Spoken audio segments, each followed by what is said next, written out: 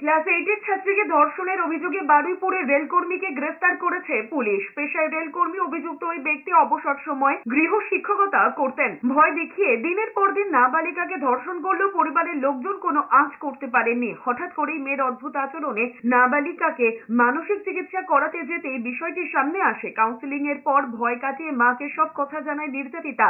এরপরই অভিযুক্ত ওই রেলকর্মীর বিরুদ্ধে অভিযোগ দায়ের করে পরিবার। জানা গিয়েছে, অভিযুক্ত রেলকর্মী বারুইপুরে রেল কোয়ার্টারে থাকতেন। অবসর সময় গৃহ শিক্ষকতা করতেন তিনি।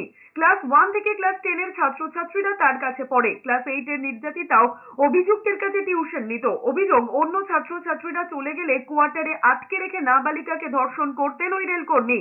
ধর্ষণের কথা কাউকে জানালে বাবা মাকে মেরে ফেলার হুমকি দেওয়া হতো বলে অভিযোগ। বারুইপুরের এসডিপিও অতীশ বিশ্বাস জানিয়েছেন, পরিবারের অভিযোগের ভিত্তিতে তদন্ত করছে পুলিশ। গ্রেফতার করা হয়েছে অভিযুক্তকে।